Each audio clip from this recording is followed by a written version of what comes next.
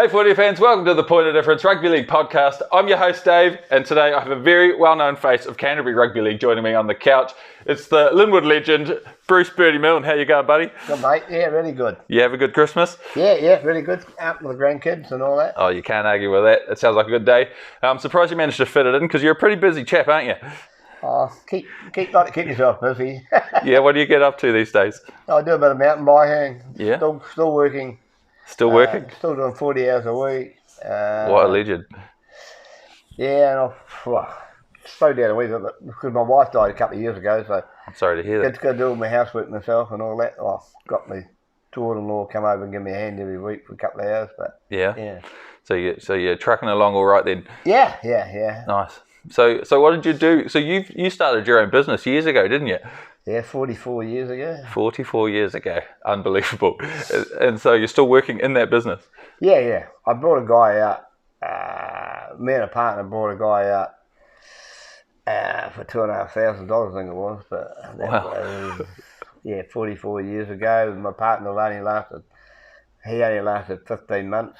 And so then I went and carried on by myself and kept the two names still. But. Wow. Oh, right. So that's keeping you busy as. But let's wind the clock back. We're going all the way back to, I believe, 1970, when you arrived at Linwood. So how did you get into rugby league? Oh, first of all, where were you from? Where did you grow up? I grew up in Darlington in a state house on Alberg Street. Yeah. We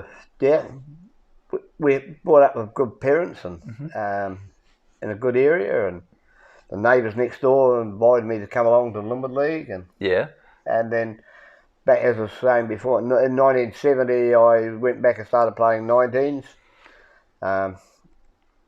and I think I might have only had 1 year off since then of not doing anything with rugby league. That's unbelievable. So did you play it when you were, say, like a lot younger?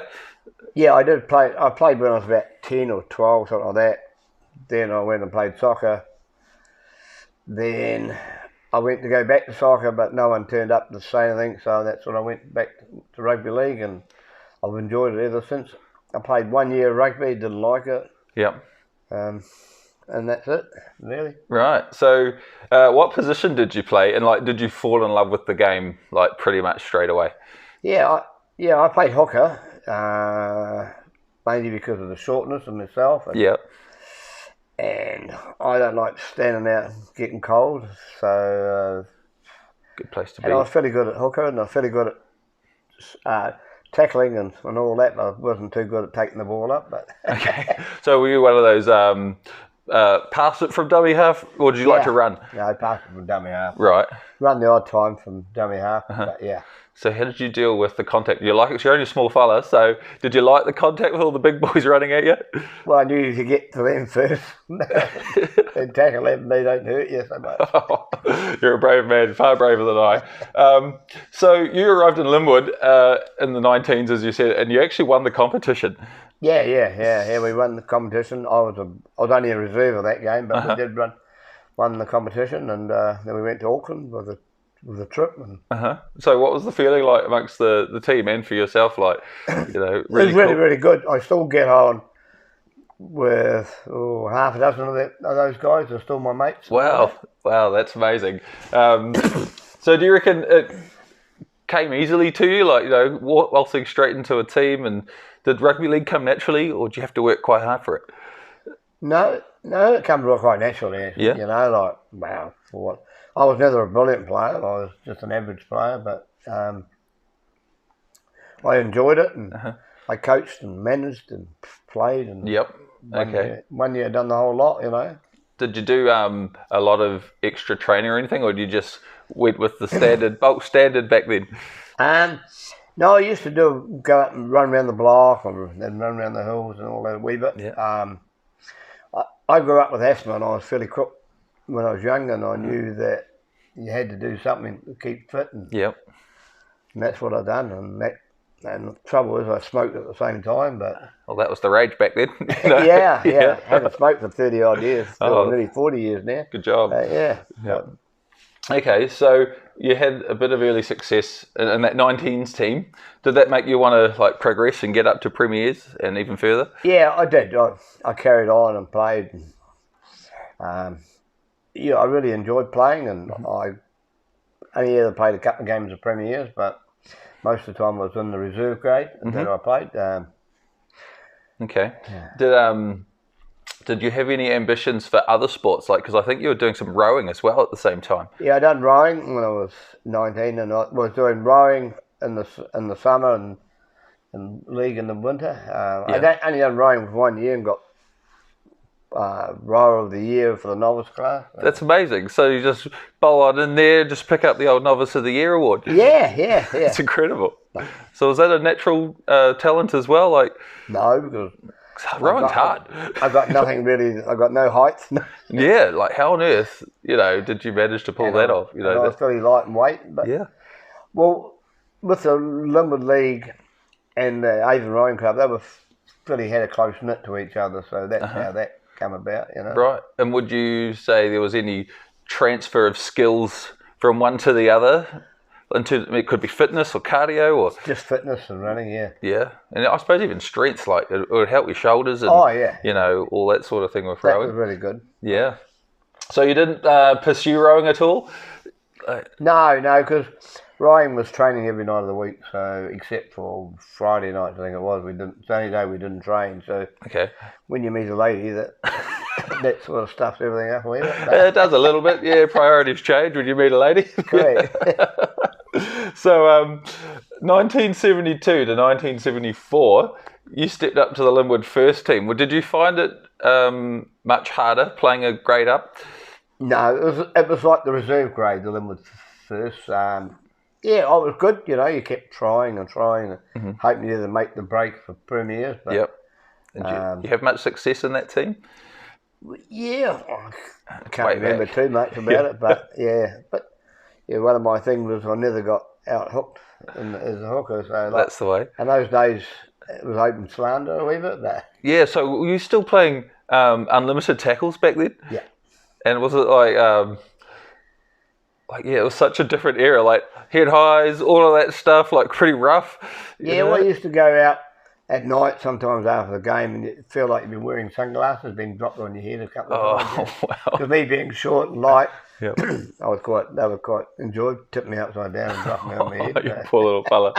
Oh my goodness. So I think between 1975 and 1979, so you played your two premier games during that season, that sort of era, and you actually won a Player of the Year in there somewhere. Yeah, I won Player of the Year for the Premier Reserves or Senior First, That's pretty impressive, yeah.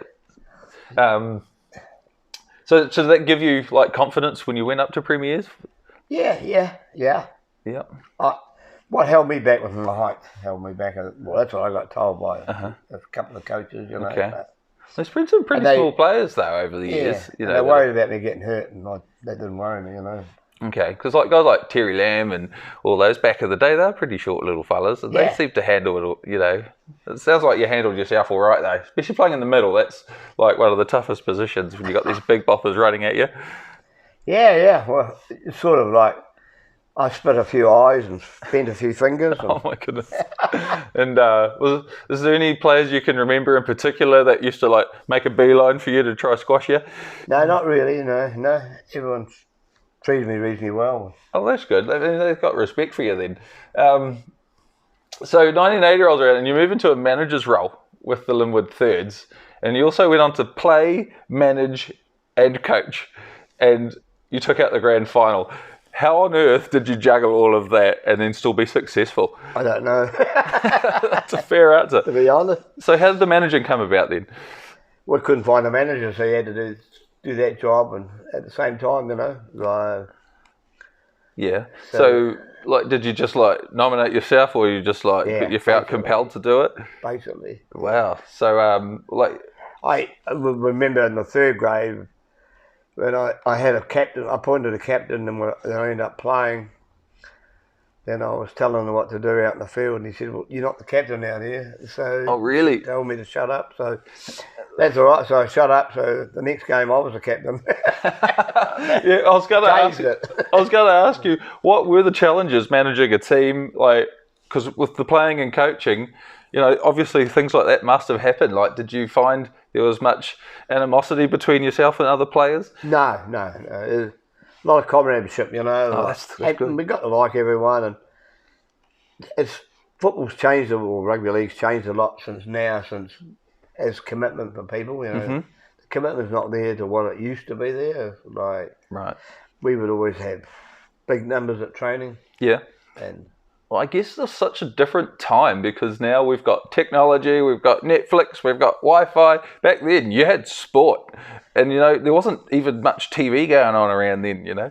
Yeah, well, I remember like way back then, we go back to the Linwood League Club after the game, and you had to be there early to get a seat. Yeah. And near the end, when they stopped being along to there, they didn't even go back there. So that's no one went there. That's unreal, eh? So what would you say was your style of coaching when you got into coaching? I tried to play as a team, everyone to be as a team, and also trying to teach the people correctly how to tackle and all that. Mm-hmm. Okay, so would you say you were more of a man manager, or were you just the sort of like Craig Bellamy styles where everyone is the same, there's no...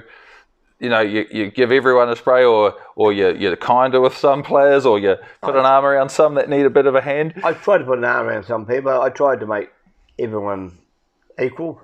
Yep. Like I was, as far as training goes, if a player doesn't turn up to training, well, he didn't normally play if I had numbers. So, yep. It could be the best player of the team, and I still wouldn't play him. See, I think that's good because it sets a standard. Correct. Yeah, and that keeps everyone up at a high level. Well, I used to I would never name the team until the day. Yeah. And then if we had a 1 o'clock game, they had to be there at sort of 12:15. Mm-hmm. And at 12:15, they weren't there. Well, those people sort of missed out too. So. Well, fair enough too. I mean, you've got standards. You need to, make sure everyone's taking it seriously so that you earn your place and play it to your best. Is that the whole theory behind that? Yeah, I enjoyed doing it myself, otherwise I wouldn't have done it either, But, yeah. And it took a break away from my business and took away home life. I had my wife and my 2 kids. Yep. So it gave me a break of what football, sort of enjoyed it in the middle. Nice. Oh, that's cool. So what sort of culture did you set up in your sides? Work hard, play hard? Like, if you put in the work, off to the pub afterwards, have a good piss up sort of thing? Yeah, I used to have a few parties around my place for the boys. And not heaps of them, just the odd 1 or 2 a year, but and we all had a fair bit of comradeship, A lot of my mates are still guys that I coach in the 19s now. Yeah. Nice. Oh, I like that. So what were some of the non-negotiables like you expected of your players? Like, so you might make allowances for certain things here and there, but... I didn't try to make allowances. I tried to make... The biggest thing was making sure they turned up to training. Okay, so that's your big thing. Yeah, that was a big thing. If they didn't turn up to training, well, if you let one away with it, then you're going to get 2, then it's going to escalate. Yep. And so you're quite hardline on that. I like that. So who are the types of players who are a nightmare to coach? Did you have any of those during your very vast career? Oh, no, not really. You get some of the ones, I suppose, they call it ADD now, but they had the odd one of those. But I think if you talk to them nicely and they knew that where you stood, like I weren't a real disciplined person, but I just had goals, and try to make everyone enjoy what they're doing. Well, I guess that's the change now, I guess, in league now to then. We know more about, personality types and conditions people have, like learning disabilities and things like that. So I guess you can be more sympathetic to people. These days, coaches are, I think. So we're just quite aware of that anyway. Yeah. Well, I mean, I've taken teams that... Well, one team I took over, like a Linwood 16-year-old team, they had a bit of a discrepancy with the coach, and like second game in or something. So I said, "Oh, okay, I'll go and do it." So I took over, and I met them all at the park on the game. As they arrived, I said, "What position you play?" And I handed them their jersey, and they played, and we got done with 100-0. And I think, "Oh my God, what have I got myself in for?" But we turned around and beat that team, and then 2 years later, you know. Oh, wow. So small strides are made, you know, big gains, you know, like, and nothing too flash, just have something simple, keep it simple. Yeah, so you should, because I know like the likes of Wayne Bennett, he doesn't overcomplicate things. It's like he teaches basics and fundamentals, you know, sometimes for hours with his elite players. It's about how to pass a ball correctly, how to catch a ball, just little things like that. Was that, like those details, a big part of training? Yeah, play the ball. People, even now when you see NRL stuff, the amount of players that bugger up to play the ball, they don't play it properly. I sort of was very consistent on that, and also running for gaps, you know. And also thinking of the guy outside you. So so you fitness comes in to when it comes to those details of the game, like having that mental strength to get up properly, play the ball properly, to not concede that penalty or knock on, or and having guys pushing into holes, you know, and being decoys and things like that. Well, we had some moves, and some of the people struggled to understand exactly what they were, but then they slowly learnt what they were, and they learnt the gains that and some of the moves I've done all the time, everywhere, you know. But oh, nice. Okay, so do you have any larrikins in your team, like, you know, jokers? You know, there must be a few that must come to mind. You'll find that the more talented the player is, the more harder he is to control. Oh, really? You know, like, he'll muck around a wee bit more because it's easy for him, and the person that doesn't, who's not that good, they'll listen a lot more. So it's trying to nail the cocky ones down a wee bit. So what were some of your techniques on nailing them down? Well, one of them was we make them do some 400s. Nothing like a good set of 400s. Oh, I love it. Yeah, what were some of the horrible things you got them to do in training? I'm very curious. Oh, more tackling and like tackling on when they're running, if someone's running hard at them. You know, learning that was a bit mind-boggling. You know, we didn't get. I had a couple of people break ankles and all that, but that's it. Right. What about like dishing out punishments or anything like that? You know, making them do something. Oh, we used to do that. Like, we'd bring the 400s into it again. Like, if they mucked around, right? So you've got to do so many 400s before at the end of training. So that sort of brought people into line. Right. And so for anyone who doesn't know what a 400 is, what's a 400? Wow, weight class wasn't not really a full 400. It's right round the outside of the field, you know. Yep. And just that flat tack. Yeah. And if you didn't keep up with the other ones that were doing it, we had to do some more, you know. But I've had the old one walk home in a crump move. But well, they come back stronger the next day. Yeah. So you did go into more of a coaching managerial side, but did you feel like you achieved everything you set out to as a player? Not as a player. I didn't succeed in where I wanted to be in playing premiers, but that was... But you did get there. Yeah. And I coached premiers for a couple of years for another club. But that's right. You went through to... I went to Eastern one. Linwood dropped me 1 year. I had to bring up... I had them in the first year, 18s or 19s, I forget which one it was now, but they dropped me for someone else as a coach. So I went and coached for Eastern. Yes. And the biggest joy was we beat that Linwood side that I got. Oh, that has got to be so sweet. That has to be sweet. So the year after that I went to coach for Addington. Right. And they offered to pay me, I think it was $3,000 to go and coach for them. Nice. So I said, oh yeah, I agreed, but in the end it was me that paid them $3,000 to keep the club afloat. I got nothing. Oh, but I enjoyed it and I learned a lot from there. It's the tough thing of local league. There's just not that money. You need to rely on raffles and fundraisers and all that stuff, right? Yeah.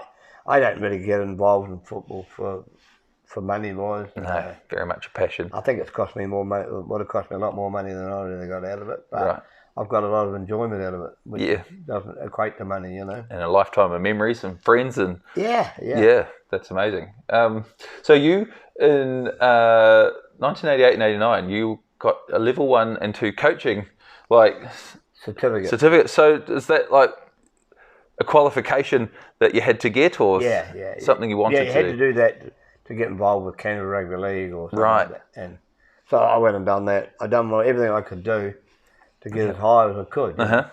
Nice. Okay. And was that quite tough, or did you find that okay? Like, what did it entail? Yeah. Okay. I done level 2 plus, and I failed them out. But I really think that was about Mickey Mouse, the way they were doing them up there. They had selected who were going to get them. And who wasn't going to get them. So you would say there's definitely some politics behind the scenes, because I went up and done managers one, and they did talk about. We know who's getting through one part of it, and you're thinking, well, that maybe happened when I was there. Okay. Because you actually went also a little bit further on. I'm probably skipping ahead here, but you went over to Canterbury Bulldogs to do like a bit of a coaching development over there. Yeah, well, there was a guy from Addington, wanted part of going to Addington. He said, I'll jack you up with something over the Bulldogs. I had to pay for everything myself, but I went over the Bulldogs. I spent a week, and the hotel I stayed in was the worst hotel I've ever been in my life. Well, it is Sydney. It was an old kitchen in the hotel. Yeah. And I had to make my own bed when I got there. And oh, well. And they had a smoke detector going beep every hour. I put up with it. I just wanted to do. And it was quite good because the game I went over there, I went to the game, they were there, and they lost. And then I thought, this would be good. And the next day, when I had to go back to the meeting with it, I went to go into the meeting room with them all, but they kicked me out. They wouldn't let me in. Oh, really? So that's with all the players and... the players and the coaches. But some of the guys come out with tears in their eyes, and you think, Jesus, they must have really got tuned up. Yeah. But the good thing about that, when I went there to the game, to watch that game, when I was in the theatre, they drew out. They give you something and they drew out a winner, and I got a trip to the grand final. Nice. But I had to fly to Sydney. Then from Sydney to Brisbane. That's when they had it in Brisbane. So it was an absolutely magic game to watch, and jets flying over the top. And all that. They had that. Wow.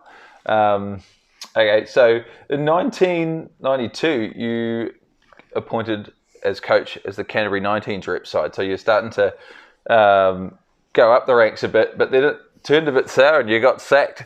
What happened there? Well, the manager of the team, I mean, I like to do everything and like know everything's done properly, as far as managerial side of it. And I was ringing up Canterbury League, finding out more stuff, and I got sacked because I didn't go through my manager to go to Canterbury Rugby League. And plus, the guy who was the manager, his friend had come back from overseas, and from Papua New Guinea, and he'd got the job. He took over my place. So right.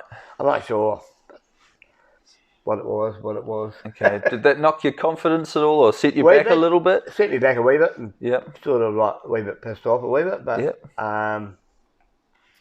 like you fall off a horse, you get back on again. So that's the attitude. I like that. So that's when you went over to Eastern, as you mentioned. Yeah. Yep. And you actually became a Canterbury selector for the 17s. Yeah. Yep. So what were some of the things that you looked for in players when it came to selecting a rep side? I personally like looking for players that can tackle, players that aren't lazy, and players that are more of a team person, and some have got plus their natural skills. Actually. Nice. So I know because I had a Seni Famalo on the couch a while back. You said you coached him at one point. Yeah, I coached him for about 3 years, I think it was. Was that in which rep side was that in? No, this was for Linwood. Not back in the Linwood days. Yeah, right. Yeah. He was. I had him as his brother Alex. And his father. Seni was my manager, and that was really good. Yeah, really, really good. Amazing. Seni was really good. His father was really good to them, because if they didn't behave themselves, they weren't allowed to go out that night. Yep. Yeah, he was basically their coach at home. Yeah, he was. They used to be petrified of him.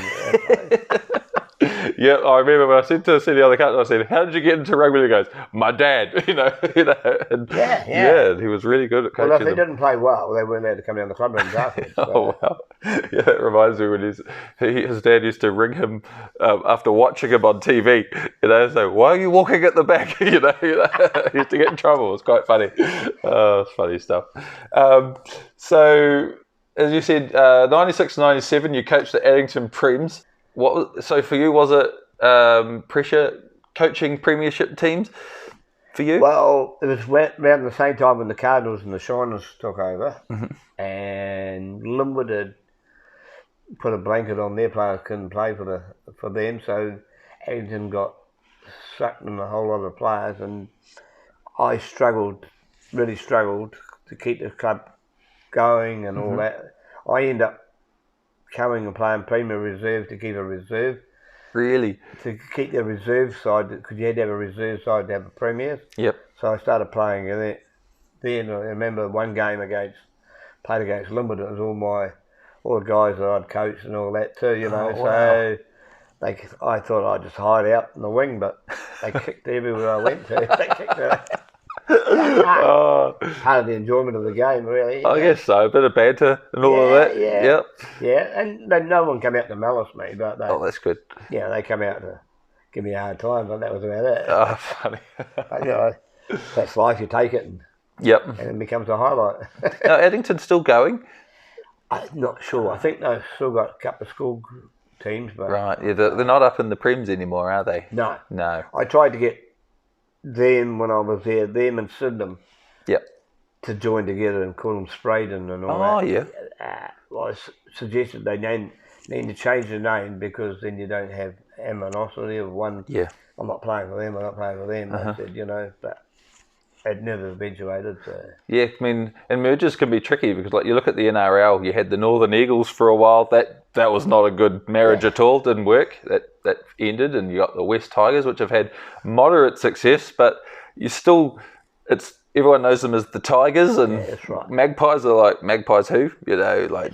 Yeah, so I guess you've always got that conflict. That's why I suggested they change the name, Yeah, probably a good idea. And then you're all fighting for something, Nice.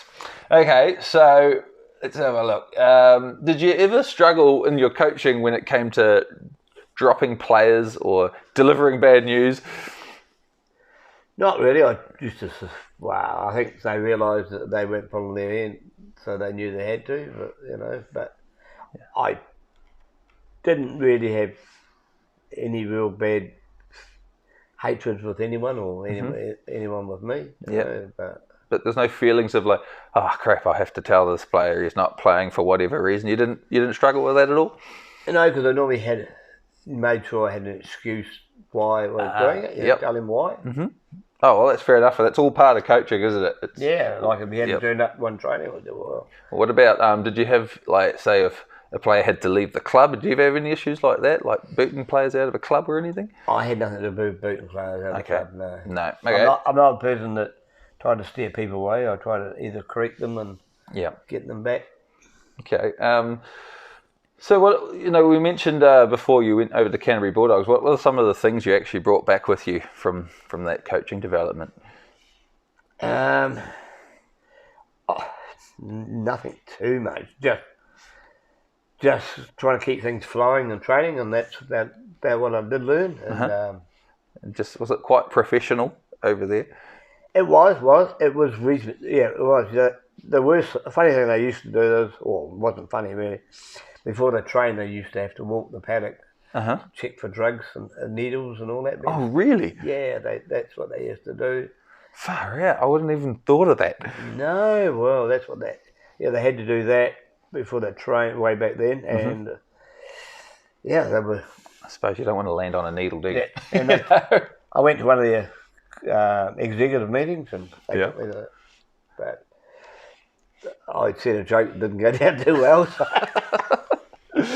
So then in 1998, you were appointed as the Canterbury Bulldogs liaison manager. So what is that for a start? What happened, the Canterbury Bulldogs come to Christchurch. Yeah. They played at Kiwi too, and I was their local manager, like if they wanted to know where something was, what something was, or right, help anywhere they wanted something, that was my job, you know.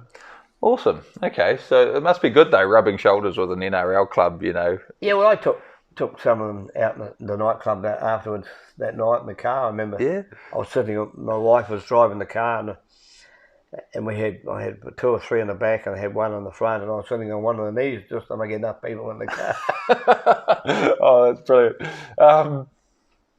So you said your last ever competition game was for Addington Premier Bs. Yeah. What was the thoughts going through your mind for that last game? The reason I had to play for that was trying to make sure that Addington didn't get relegated because it didn't have any a Premier reserve side. Otherwise, they were defaulting. So. And what age were you then? I think it was about 49. I think. That's unbelievable. So were you thinking, oh, this is it? This is my playing career? Like, no. I didn't know what. I thought I was doing the right thing or not doing the right thing. But I went out and done it and enjoyed it. And another good memory I've got in my head, you know. Yeah, that's right. For sure. We played Linwood.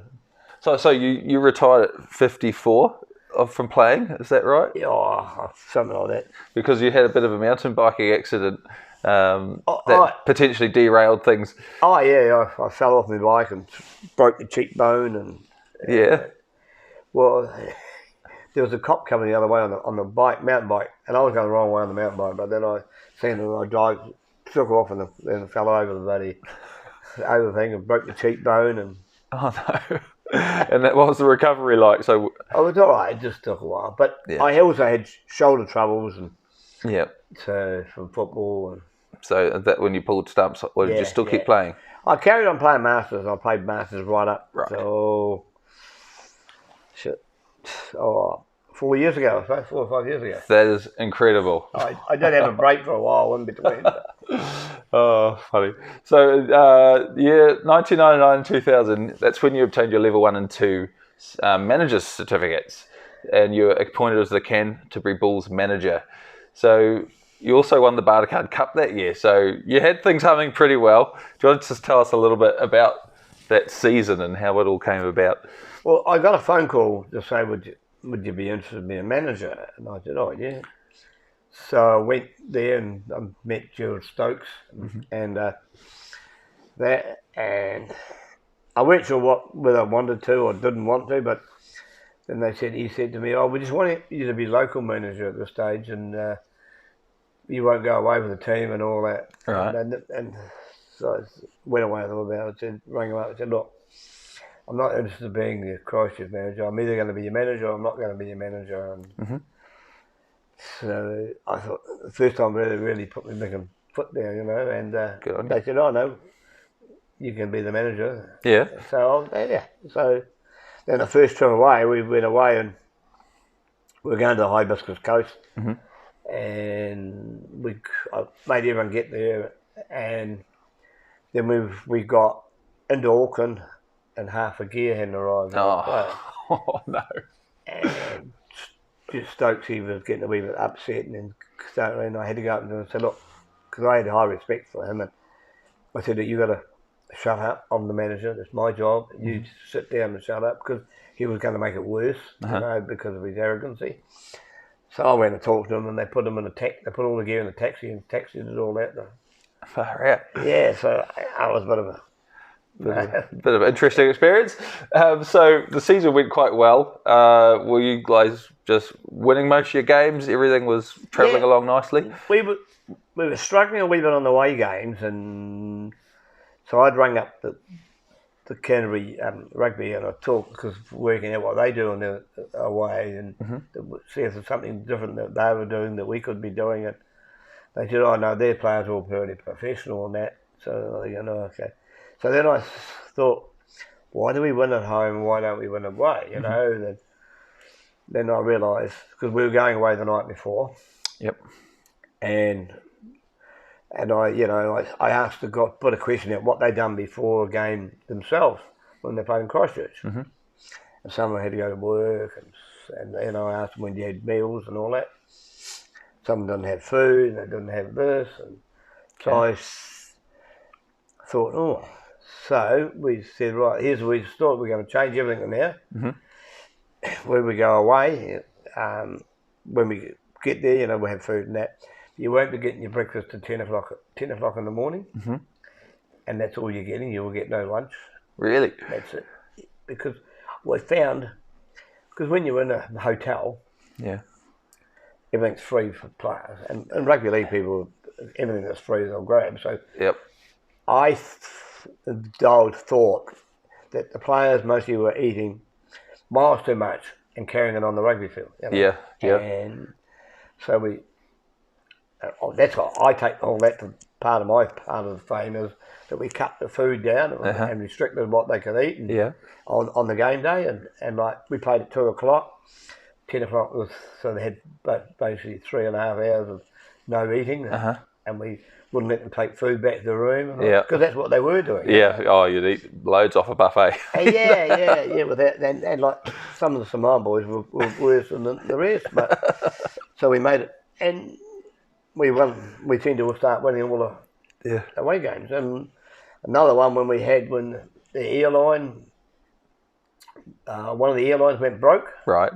We were booked on that plane to fly and play in Auckland. Yeah. And I spent 3 hours on the phone with Air New Zealand and all that, trying to change our flights. Yeah. And so they put us on an international flight to Auckland. And some of them didn't have passports, so they had to go on a domestic. And I spent 3 hours to get it sorted. All right. When we got to Auckland, we played them. And we beat them because they didn't think we were coming, so they thought, so they weren't prepared. Mentally, they weren't there. No. So that was sort of some of the highlights that I'd had, That's brilliant. So as a manager, it's your job to deal with all the logistics and all that stuff. Yeah. Like we go to Wellington and used to say, I went to Wellington once and I said, well, here's the story, guys. Because I used to hate staying the night after as a manager because everyone was on the booze, which is fair enough. But then you worry about it. So I said, well, here's the story. If you're not ready to go, we were flying, I forget what we were, it might have been 10 o'clock in the morning. I said, but if you're not at the airport by 9 o'clock, hope you got some money because you're going to pay for your own airfare back, if you don't come back to your hotel. And everyone come back, it was really good, so... At least they had that respect that's like, if we don't get there, Bertie's going to leave us behind. That was it. Oh, that's good. And so, who did you play in the final that season? I think it was Milne, but I think it was... Oh, they're a pretty solid team. Well, the funny thing about it, though, we got there at the game, and the other team, they were all the wine and beer and all that, taking it into their rooms, and they were all ready for the drinks and all that afterwards. So we stuffed all that up for them. So do you enjoy all that logistics and problem solving because you've got 2 businesses over the years? Yeah. Do you think that's just like your skill set because you've had to run businesses and it just kind of was a natural fit for you? I think I've always been a wee bit that way. Like way back in the early days of Linwood League, I used to organise all the bottle round collections with make the team and all that. I just been that way in organising and all that, Yep. Because I saw you down at the turf bar the other night. The first time I've been there, and I was like, "Oh, there's Bertie. Oh, great! I'm yakking to him next week. That's cool." And there you are with the raffle board going around like it's nothing. It's just organisation seems to be your thing. Yeah. I've organised heaps of stuff. I've been with the Masters, Eastside Masters, which I started up 22 years now, and. We've been to England and we've been 5-week tour of UK. And you just plan it all? The UK one I went through it with a travel agent, but the other ones in the Gold Coast and whatever, Auckland, I've organised all myself. It's amazing. That is amazing. I don't know how you do that. You just get into a pattern of doing it. And, I guess so. Okay, so you're the liaison manager for the Women's Great Britain Rugby League side. How did that come about? Well, Canterbury Linwood asked me would I be the liaison manager, and I said, yeah, that's all right. And I was quite pleased. They were really good to look after, and I got in trouble with them. But what happened there? Well, in Brighton they had the bungee that used to shoot you up in the air. Yep. And we went. A few of them come with me in the car, and we went to Brighton. I showed them Brighton, and they went on the bungee, and. Yeah. This was the day before the game, so whoops! They weren't very happy about what happened. If someone got injured, didn't think about that. But it was really, really good, And being a liaison, you go home to your own room at night, so it was quite good. But I enjoyed it. And they were really good to deal with. They were very polite and organised. And what's the level of women's rugby league like in the UK? Is it quite strong? I don't know. Way back then, I didn't really watch much of the game, but like compared to nowadays, it's really come on leaps and bounds. Come on, it's like years ago, women's rugby league wasn't worth watching. It wasn't even a thing. Yeah. No, but now it's it is interesting watching it. I think that the Dick Smith NRL nines has a whole lot to do with a bit of growth in the women's game, because they had the Australia-New Zealand women's playing each other, and that actually put them on a big stage for the first time that I can recall, and this was quite a few years ago now, and I just remember going, oh, this is good as, and the Kiwis, they got up and, they actually beat Australia in one of the matches, I'm pretty sure, and then all of a sudden the NRLW grew, and it's now it's a pretty big deal. There's the Warriors going for another women's team, I'm not sure, but next year or the year after. Yeah, be good when they finally come back in the comp. Yeah. But it's going well. That's great. So you've also managed the South Island team against France in 2001. Yeah. Is that still a team that's even around now? Don't even know that. No, I don't know. But how did you enjoy that experience? That was good. Yeah. It was basically Canterbury, basically. Most of the players? Yeah, but that was really good. Yep. Just another feather in your cap. Yeah, but still playing an international side. How did you guys go?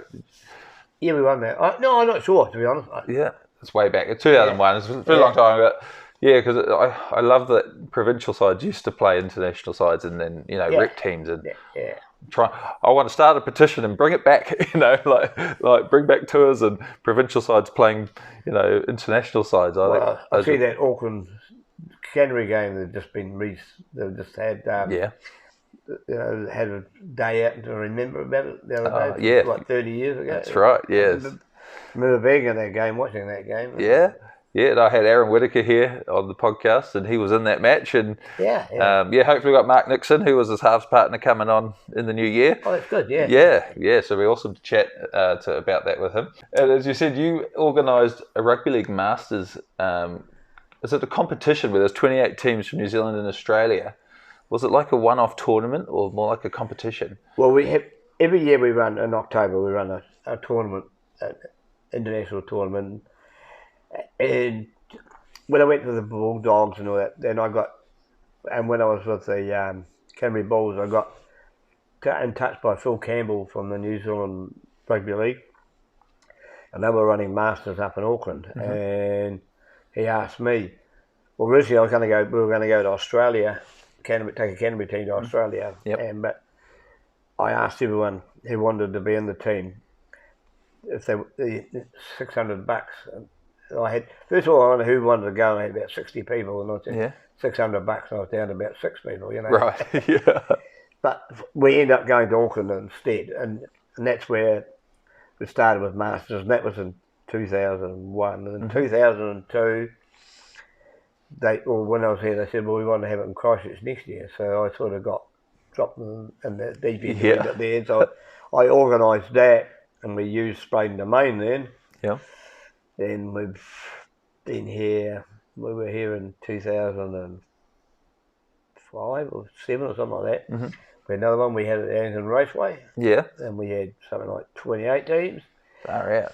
Then in 2015, I think it was, we had one in here. We had 52 teams that.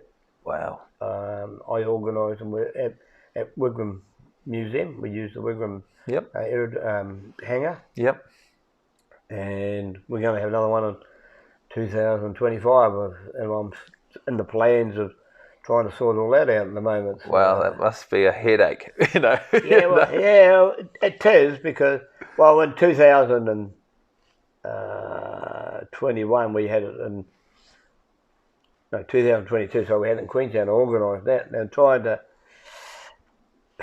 get the people from Auckland to accept what I was doing, because originally I said, well, we can't, there's nothing big enough there to have it, we only have to go to the convention centre and use it. And I got people saying, "Oh, we might go to the rugby club." I said, "They don't take enough. I'll go here. They don't take enough." Trying to bat my head against the wall. Yeah. But I finally got to where I wanted to have it. But nice. COVID mucked the things a wee bit. But we had quite a few teams. In Auckland last year, this year it was, we had 36 teams. So I'm hoping I've booked Wigram Museum. Yep. Been negotiating, trying to get through the prices. So started out at 51,000 for a week. Oh wow! And I've got it down to about 27 at the moment. Oh, you've done good there, you know. But it's still too far expensive at the moment. But then we're going to use Naipunawai as their field. The council are going to open up 8 fields for Rugby League on the Naipunawai. So I've got another 18 months to go or 2 years to go before I have to worry about it. So right. We'd just like to get in early and get it sorted. And you're a machine, mate. I don't know how you do it, honestly. Okay, so you ended up managing the New Zealand A side. So how did that come about, and where did you play? Who did you play against? We played against the New South Wales team in Auckland. And I'm not sure if we won or not. I sort of don't say. Oh, that's okay. But what was the standard like, say, compared to coaching Canterbury Bulls or Prims? Was it a much higher standard? It was. It was. You know, it was quite high. The guy that died, who died drowned. He was playing, and Steve Scott Mannering was also on the side. Oh wow! Way back then. Wow. But it was really good. Obviously, I got myself in the crap again because when they had the return, the next one I weren't involved because what had happened is I also like to stick up for players and stick up for everything at the same time. And we had the game. Well, they give us the jerseys to give the players, right? It was never ever said or never ever asked, do I have to get the jerseys back or do they keep them, you know?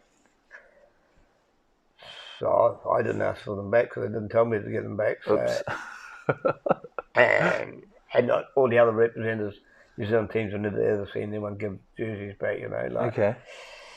So I didn't give them back, and then they got the shit. But so it's not. But I think the only thing I did get in the next game, but I didn't get me. That was sort of the end of where I made with New Zealand in that area because of that situation. But I said, well, you didn't tell me. Yes, we did. I said, no, you didn't. And to this day, they didn't tell me because I was too scared to ask because I thought, if I don't ask, I don't know. Fair enough. And I mean, a lot of players keep their playing jerseys from tests, especially. Well, I know it's not tests, but it's New Zealand. Like it's if up we've been there. on a tour, but you know, it was a one-off game, and then another game was going to be later on in the year. Okay. Okay. And you also were with the New Zealand University team that won the World Cup. Yeah. Now, for those who don't know, what's the university team and how is it selected? Because it's players who are university students. Is that right? Yeah, they're all the ones they had to be at university, and we have a tournament. They had a tournament, and they picked the players from the tournament. And I was Canterbury. I coached Canterbury for 3 years in a row. Wow! And won the thing 3 years in a row, and then they dropped having the national competition after that. But that's right. We got selected, and I got selected and some come from the masters, the contacts of the masters. They got me involved, and we went over there, and it was really, really good. You know, I had one of the lawyers who was with Rugby League. He was over there with us and all that, but I was the business manager. And the funny thing is, when we were going to go to there, we all met in Auckland. We stayed in a hotel in Auckland. We had a meeting. I said, we've got to have a meeting and all that. And the team manager, I was a business manager. I was the only one in the group that had never been to university. I was their business manager. True. It's a pretty good record to have there. You know. So I went there and I said, look, I said to the manager, he was a professor at the school, and I said, mate, we need to have a meeting. We need so we can fill out, because you used to fill out departure forms. Right. Each person. I said, so everyone knows how to fill them out. Yep. He said, mate, these are university people. They know what to do. I said, they might be, but let's just have the meeting and that. Well, it happened and they how to do it. So there you go. I still give Malcolm a hard time every I was saying about. Fair enough too. Oh, that's hilarious. But winning that was like, it was really good. It was like a biggest surprise of the lot, you know. Like, really? So, yeah, I guess because you just never know what you're going to come up against or what the skill level of your side's going to be. You know, the university's a lot different to playing Prims every week. Especially when you're playing Aussie too, like in the final. And that was just beating Aussie is like... And anything is great. Yeah. You know, we beat them in Tiddlywinks, we're happy. You know? It's so true, yeah. I know, Australia. So, were there any, like, players that progressed further from that team into Prims or higher? Yeah, there was quite a few. Andrew Amatangi, he's fairly high up in Canterbury League. Yep. He was the captain. I actually got him made captain for that thing. So there's no one really that I can think of that actually made the Kiwis after that. But they're all still decent players. Yeah, and I still get on with 2 or 3 of them already. Awesome. So, what nations were involved? Obviously, Australia. Were there many other big nations? There was England, Scotland. I think France was there. Yep, all the traditional league nations. Yeah. Yep. Nice. And then you capped the year off winning overall outstanding winter sport administrator of Canterbury Winter Sport Award. It was against the Crusaders and everything. I got that. I don't know how I got it, to be honest. But oh, that's so amazing. So what do they sort of base that on? Is it just? I didn't really know. It just commitment. What you've done, I suppose. I don't know, but You've done a lot for the game. I got told to had to go to the thing. I didn't know I was winning anything, and I think up against the manager of the Crusaders, and I got no shit show there.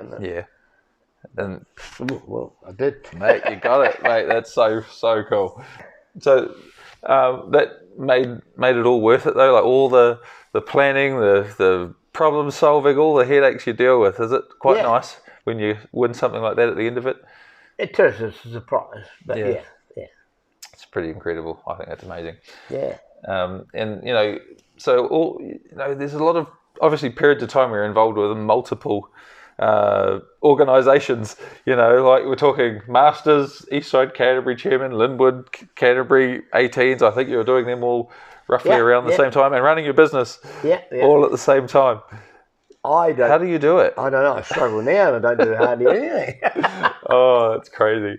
So another big thing I saw in your resume was in 2018 you were the tour manager for the New Zealand Physical Disability Rugby League team. Yeah.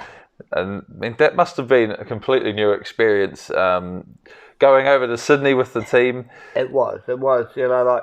Trying to learn what each individual physical disabled were. And there's a big range because they're physically disabled. Some of them haven't got money, and some of them have got. And me getting used to that. And some can't eat this, and some can't eat that. And wow. Yeah, I was going to ask you what were some of the extra problem solving things you had to do. Like, it must be so different to just. Oh yeah. But you got used to it, and you just become natural with the people, But it'd be more of an incredible experience more than anything, I would imagine. Yeah, it was really good. It was really, really good. Yeah. Oh, that's cool. And so, how did they go? What was the competition like? Oh, that's a shame. Final again, but Aussie, but that was it. We should have won it really, but was that the team Gary Endicott played in? Correct. Yes. It's good. I knew that one. So how often does that even come around? Is that like a permanent competition or the Pdrl? They have it every 3 or 4 years, I think. Oh yeah, and it's the local comps. Is it a big thing that's around? No. There's a Christchurch team, and The funny thing is, I think Auckland's come down twice and been beaten twice by Canterbury. Take that, Auckland. I mean, I'm from the Waikato, but we still hate Auckland. So that's great, The old big man, small man syndrome stuff. So this year, you capped off your enormous career by receiving the Distinguished Service Award from the New Zealand Rugby League. And how did that feel? Yeah, really good. I was really surprised, Ray Heffernan had nominated me, and I'm not surprised at all. I think what you've done for the game is absolutely incredible. You don't think about that. Yeah, but as a fan and, obviously a lot of players out there, to see someone just giving their time, and like the Mad Butcher always says, Sir Peter Leach, the time is the most best gift you can give anyone. Correct. And, because you can't get time back. So I think it's pretty incredible what you've given. Like, you've literally given your life to rugby league in a service. I think it's incredible. I have, but then I've enjoyed it. Otherwise, I wouldn't be doing it. Yeah. And I think that's the biggest thing. If you're don't enjoy it, don't do it. But if you do enjoy it, you will have bad times, and you will have really good times. And, Is there anything in particular that stands out from your career? Like, is there any one moment that you think, that was amazing? Not really. It's all been general. Oh, no, that's good. Okay, so we're going to finish with a few fun questions. My wife wants to know, if you had to pick one coach from any sport, who do you think is the best coach of all time? Well, Webster's making his way now, but up until then, I think Frank Endicott was one of the better ones. Yeah, he's a pretty good coach, isn't he? Yeah. He was the coach in charge of the Warriors when I sort of started getting into rugby league and the Kiwis and all that. So yes, love some Frank. So what NRL team do you support? The Warriors. Yep. What about back in the day? I still like the Bulldogs a wee bit. Yeah. Oh, they've had plenty of Kiwis over the years. Yeah, there's a lot. It's surprising now, like, way back when I played, if you had an Aussie come over here and played for your club, he was normally really good. But now, it seems to be the Kiwis going over to Aussie. Yeah, that's right. And the NRL, that are the good ones now. Yeah, I think that's only been good for New Zealand Test footy. Like, hopefully in the future we'll be always able to compete with Australia, like every match, and not just get the odd win, I don't think Aussie like playing us that much in case we do get them. We get that stage where we keep beating them or something. Well, there is a part of me that thinks that. That's why they don't promote the international game enough, and there's not enough matches. Like, there just isn't. No. I mean, there's they had tried it way back in Super League where they had like a try. Yes. And then they had New Zealand, and they had Queensland. Queensland, I remember that. Yep. And that was a good. I thought it was all right. I mean, you'd never see it again now, but I thought because of Super League, there were so many new innovations to the game, and that's what they were trying to do, is modernise the game. Yeah. But shit, the money people are getting now is astronomical. It's crazy, isn't it? I think like back in the early 90s, the salary cap was something like 1.2 million. Yeah. Now that's your halfback. Yeah, you know what I mean? It's crazy. You're the treasurer of the turf bar, is that correct? Yeah, we just finished that up now, mate. Right. I'm just curious to know, what are the ribs like on the menu? I haven't had the ribs. I'm pretty keen to go find out. So what is your favourite TV show? Shit. I like watching documentaries and all that. Oh, nice. Yep. Yeah. Any one in particular? No, I like 60 Minutes and all that sort of thing, Cool. Okay. And if you were on death row, what would your final meal be? Mostly steak. Dirty old steak. Gotta love it. Okay. Well, thank you so much, Bertie, for coming on the show. It's honestly a real privilege to hear about your career. You've done so much for the game. Your service to rugby league is second to none. I think it's incredible. So I'm sure many people over the years owe you a beer for everything you've done and all the players you've coached. And, I'm sure lots of people have relied on you at certain times over your lifetime of career. Oh, yeah, but that's part of the enjoyment of it. And that's what you enjoy. What you get back out of it was what you put in it. You only get back what you put in. That's right. Well, it's people like you that make the game of rugby league what it is, the greatest game of all. So, thank you to everyone for watching another episode of Back in the Day with the amazing Bertie Bruce Milne. Don't forget to hit the subscribe button on YouTube, follow the Instagram POD_rugby_league, and make sure you get on the Facebook group. It's growing like wildfire. Point of Difference Rugby League. And I've been your host, Dave. This has been Bertie, Bruce Milne, and we'll see you next time for Kickoff. Full time.